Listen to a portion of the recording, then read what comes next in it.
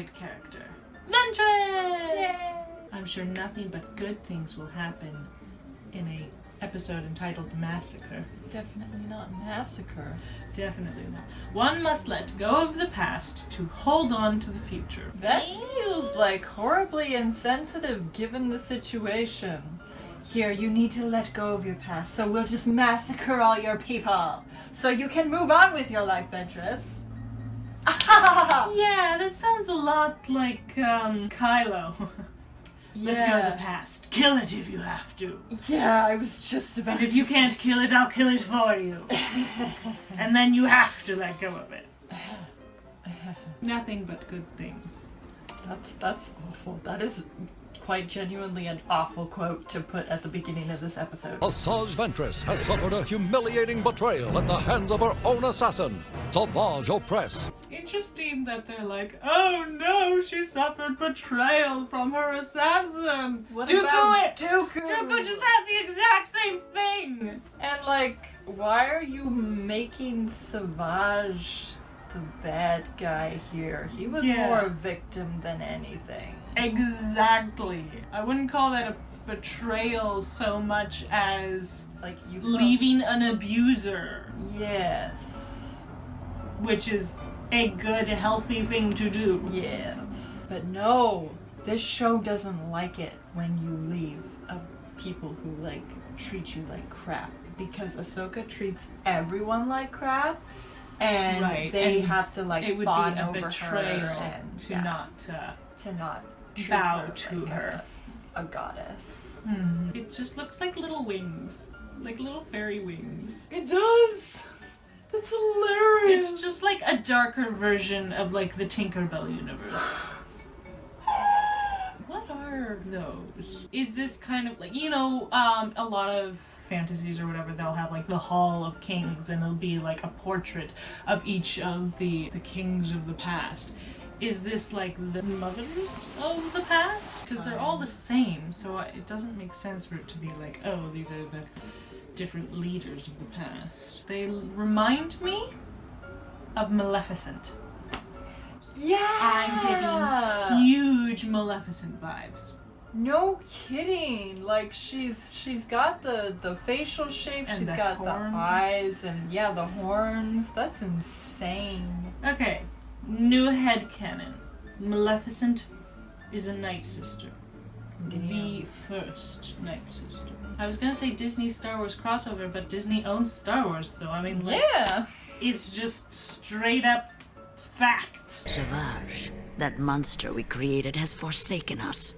He refused my guidance. This makes sense. This dialogue makes sense. This is subjective storytelling. This is good dialogue because Ventress is saying things from her perspective. It makes sense for her to frame it as this horrible betrayal. How could he not want my guidance and all of that jazz? But for the narrator to also frame it that way doesn't make sense. Because that's reinforcing that, yes, this is a horrible betrayal on Savage's part, rather than Savage was right to leave her because she was just abusing and using him. So, like, it's good dialogue, but the narrator backing her up shouldn't be happening. Because, I mean, they do this with Ahsoka, too, where the narrator just, like, props her up. I feel like the narrator should be more objective. It's just supposed to be relaying information to catch up the audience so that you can have episodes where you don't have a huge setup, or you can have, you know, or remind people what happened last time in this person's arc, right? Like, it makes sense to have the narrator, but it doesn't make sense for the narrator to be used to prop up the characters. And then you will fulfill your destiny and become a true Nightsister. She likes throwing the word destiny around. And you can see she's just as manipulative as, like, anybody else. Oh, it's so Monsters versus Aliens, man. Mm-hmm. I can't see it as anything else now. You summoned me, my lord? It's Grievous. this episode is where he has like the only win he has in the entire show, so... Go there and wipe the witches out. All of them. Another Revenge of the Sith line. Wipe them out. All of them. On the one hand, I like the callbacks, but I felt like this one's kind of weak because he has to specify wipe out the sisters, all of it. So the only actual like proper callback is the all of them, and his tone completely changes when he says that to when he says everything else. So it would have been better to say, you know, I want you to go to Dathomir, to the Nightsisters, and wipe them out, all of them. Right? Like, to phrase it that way would have worked better. It was a bit clunky, Yeah. I felt. Assemble the fleet! The time to exact vengeance against the traitor Ventress has arrived! I love how the droid actually has to run to keep up with him. It just, like, it gives you a sense of his stride. I think one of the things that makes Grievous feel less intimidating, though, is this kind of, like, hunched way that he walks. Like, he looks like an old man, like, hunched over and clunk, clunk, clunk the way he walks. Well, the way they did it in Tartakovsky's Clone Wars was really good, because when he wasn't being an aggressor, then he was just kind of, yeah, he was hunched over. But once he started fighting with someone, He straightened. he straightens and he's like 7-8 feet tall. Yeah. And it's terrifying. Yeah. And I mean, they kind of do that in Avatar, where, like, when Aang fights Boomy, then yeah, he's this little old man hunched over, and then when he straightens up, then he suddenly becomes much more intimidating. But yeah, in this show, I feel like he's just always hunched over, and it just makes him feel small. Less intimidating.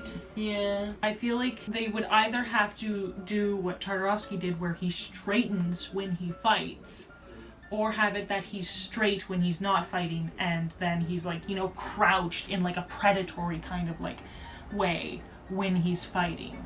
But to have him hunched all the time, it's almost a subservient posture, and so that's, I think, part of what makes it less intimidating.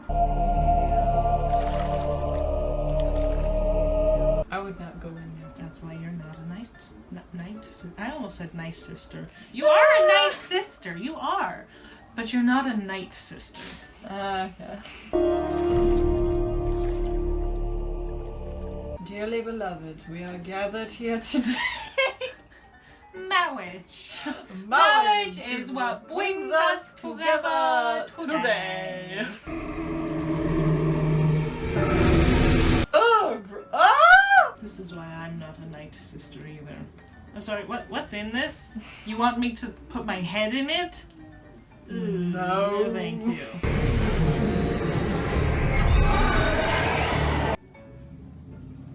Kid show. Yeah, kid show.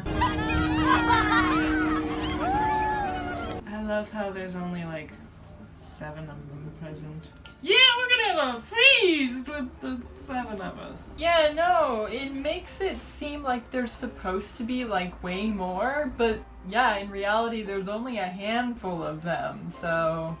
You only ever see like a handful. I think until this episode when they have like a couple army shots. But even then, I feel like most of the army is the zombies. Yeah. I am privileged to be your sister. Thank you, Karis. If I recall correctly, that name means grace. Oh, really? I love how she just casually strolls. I love how they have a perfectly circular landing pad just waiting to be occupied. Mm-hmm. You know the droids. It gives us an advantage. Well, I can tell you they're programmed to be a bad shot, so as long as they're aiming at you, you're okay. Karis! I love how they named her just so that they could kill her immediately. Nice. I hate it when they do that. Here, we're going to give this character one line. We're going to have our main character respond with their name, and then we're going to kill this character and have the main character say their name again so that it's like, oh no, you're dead. Yeah. It's just kind of like shoved in there. It's like, if you wanted to have this, then on her previous trips to Dathomir, then have like Karis be there. Have them interact. Make Karis just a, a very miniature side character, but show that she's important to Ventress, and it kind of builds to this moment when Ventress becomes a Nightsister and Karis is like, I'm so happy that you like joined, like it means it's an honor to be your sister. And then Karis dies, and it would just be that much more impactful as opposed to, oh hey, this is Karis. Karis is dead. This show can't do setups. Also, the thing that crazy makes me mad is that you barely get to see any Nightsister magic in this show. Yeah, because she does this like really cool move. Takes out maybe 10 droids, and then she's like, I gotta go talk to the old lady, I'll be back. I will speak with old Daka. She will get us the reinforcements we need. And again, it seems there's like 10 of them. Go massacre those 10 people. No wonder Grievous won. It was so easy. I feel like they could have done so much cool stuff with the Nightsisters. Unfortunately, it's just very disappointing.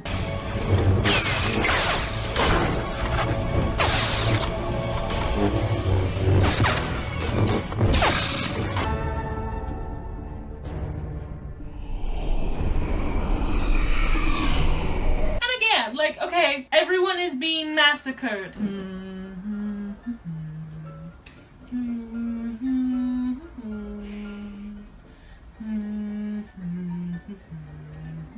No urgency. They do this all the time. Oh, it's urgent! It's urgent! No urgency. Oh, look at all the urgency! No urgency. And it's like, it would kind of ruin Mother Talzin if you had her like running in a frenzy. I understand that. But there's a balance. You can show a little bit of hurry. Just a little bit of hurry. And if anything, that would make it more impactful because it's like, oh my goodness, she's hurrying. We've never seen this before. I need you to resurrect our fallen sisters. Does she just like chill in there all the time? They're just like, here, sit in this cave forever. Yes. Until you die or we need you. Have fun! Bye! Then I will begin the chant of resurrection. Yeah, it's like she has the same like deep echo. So I get the impression that it's like, okay, this is something that the elders of the clan have. And so is she a retired elder? I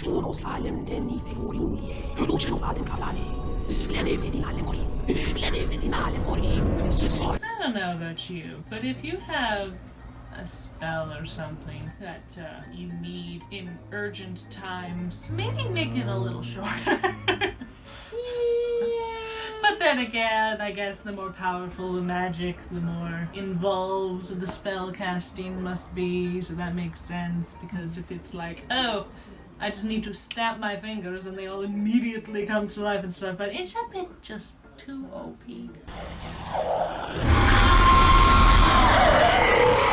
And this is a kid's show. Yeah, kids show. Yeah, no, kids should never, ever, ever, ever, ever, ever, ever, ever, ever watch this show. Ever. I actually kind of wish she was like the side character we got to know, because she's very cool. It seems like the burial pods are, like, those are, like, actual pods, actual parts of the foliage. And then there's manufactured ones that they're buried in. Oh. So it's, like, that is a cool world-building thing. That they have these, like, pods growing from the tree, and then they fashion their burial pods after them. That's really cool. pretty slow explosion if you can outrun it. Yeah, I love how it just kind of like suddenly peters out right where they just decided to stop. It's like, okay, I know exactly how far this thing explodes, so I just need to like casually run and then stop here, and it'll stop right as it reaches me, and I'll be fine. Like, just the way they're kind of going about running away from this, and then the fact that they just kind of like peter to a stop, and then it catches up to them and dies out as it reaches them, and they're just like, yeah, okay, I was expecting that. It's like, wow. Oh, wow. Such a powerful weapon. Yep. The army of the dead are reinforcements. Clone Wars and zombies. They just love their zombies, man. A single lock of Count Dooku's silver hair. Exposition. How did she get it? Like, they've had dealings in the past, but like outside of what we've seen. Of course. But yeah, no, still, how did she get that? Well, she said Count Dooku should be more careful when making deals with witches. He should be more careful than making deals with witches. So did she trick him into giving it to her? Because that's like the only way I can think of that would actually work. Like, if she took it from him knowingly, like if he knowingly gave it to her. Yeah. We already discussed that, like, she contacts Dooku and like, oh, I heard that, you know, your apprentice failed you. So sorry about that. Here, would you like another one from our tribe? And it doesn't make any sense because that's not at all how Ventress ended up with Dooku. And so it's like, okay, well, when have they done dealings in the past, and what were they? And why aren't we getting to see that instead of this? Yeah, no, that's true. I would rather see. Mind you, whether that took place during the Clone Wars or whether that took place before that, because if it took place before the Clone Wars, then it wouldn't make sense to be showing that in a Clone Wars anthology, but it would still be fun to see. Flashbacks might have worked. Ultimately, it would just become exposition. Yeah, that's true. Just like, a lock of Count Dooku's hair. Big scene of exposition flashback. Now let's continue with this, you know, urgent battle and all this crazy. Like, it would just not work. Oh, dear. That's like what they do in anime. One episode ends with like, oh, this, and then the entire next 7 episodes are a flashback, and then you get back to the story that you forgot was actually happening, and you're like, oh yeah! You've never seen The Haunting of Bly Manor. They kind of did something similar. Like, they've got like 45, 50-minute long episodes, and they ended one on a cliffhanger. And then they went back in time and then like told this whole completely different story and then ended on the same cliffhanger. It was great! Didn't drive me crazy at all. Anime has its strengths, but I find that one of its weaknesses are the stories that like everybody and their cousin, you know, gets. Like, as soon as they get introduced, you get, like, 10 episodes of, like, backstory. And even if it's just, like, one episode, it's kind of like, why do we need to know this? It's like, there's just so much exposition in regards to characters. And on the one hand, it's kind of like they do that so that you care about the characters, because now you see, well, this person's entire family died, and they've always wanted revenge, and... You know, it's like, I don't know, it's weird because it works. I don't know how it works, but it works. There you go. Though sometimes you kind of just, like, see it for what it is, and you're like...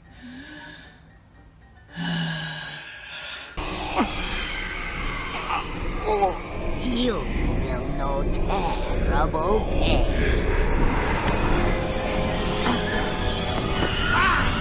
Yeah, no, this is intense.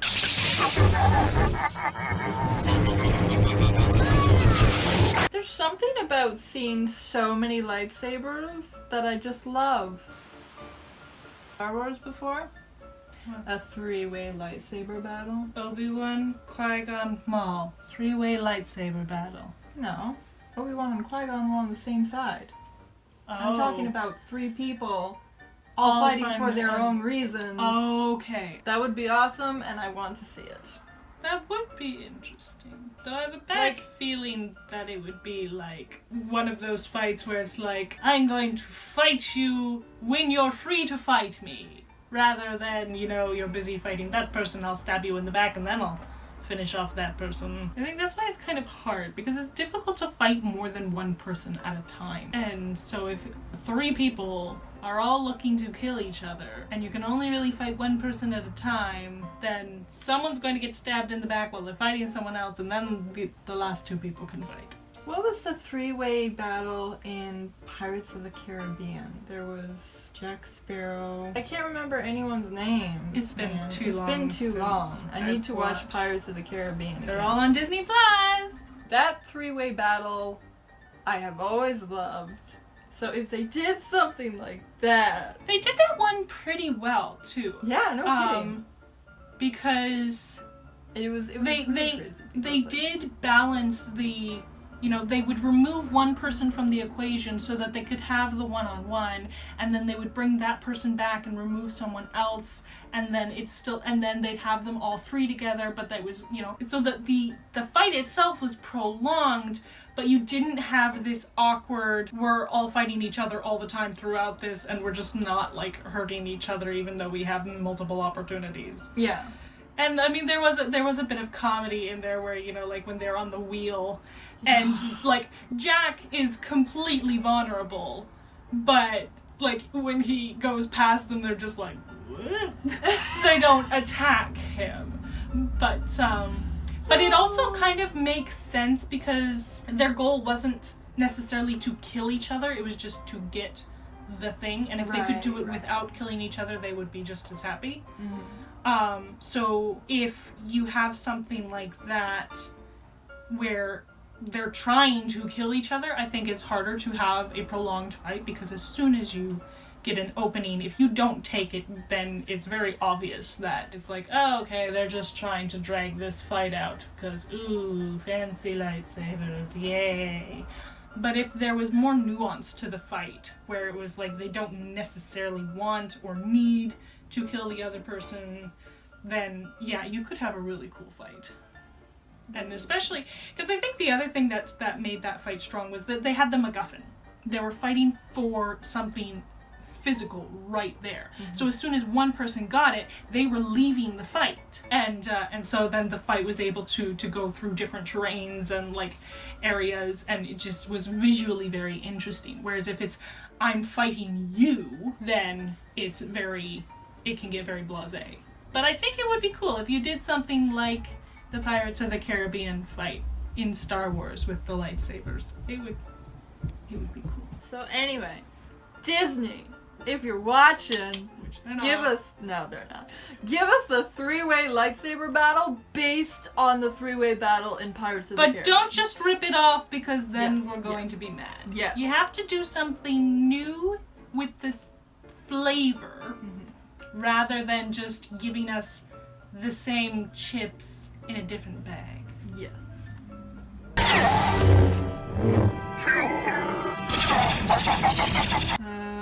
This is more of Grievous being pathetic. Wow, so formidable. I totally understand why he was made leader of the Confederate armies. Hey, you need a hand? Hey, let's see how you do. Let's just, go for a walk. Here, I'll run the way you run.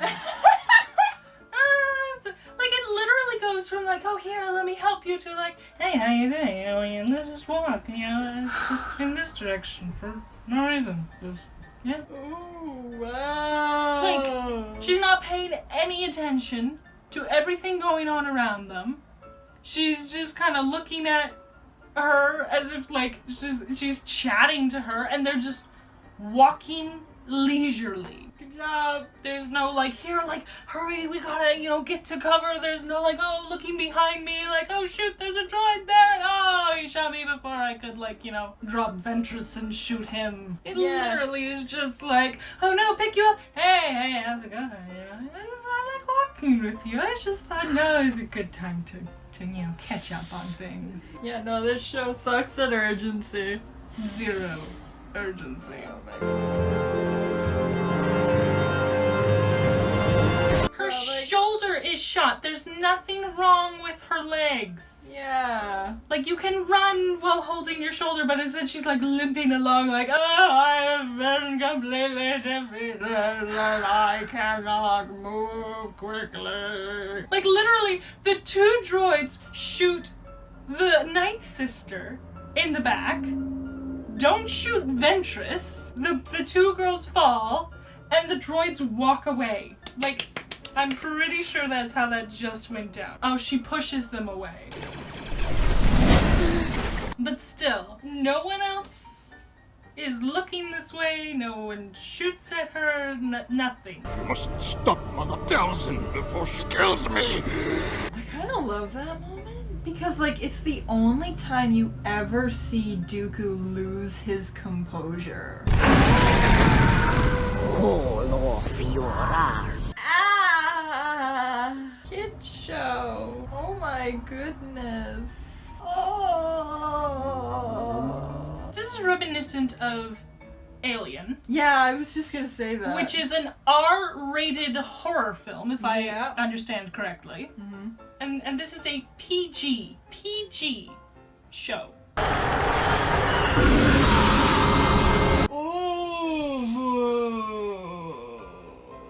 That reminds me extremely of that scene from Stardust where she's doing the same thing. Yeah. And she uses the doll to like break all his arms and legs, Yeah, and it's it's awful. Yeah, this is a kid's show. Oh my goodness. Your destiny will always be linked with ours. Your destiny will always be linked with ours. Is she saying she's going to be killed? At the end of her arc, Ventress sacrifices herself for Quinlan Voss, but I don't see how that's linked to the Nightsisters. And if her destiny is death, well, like, literally everyone dies at some point or another, so... I just don't understand what she's saying here. Yeah, no, whenever Talzin starts talking about destiny, it gets confusing. Wait, so did Mother Talzin actually die? No. Or did she escape?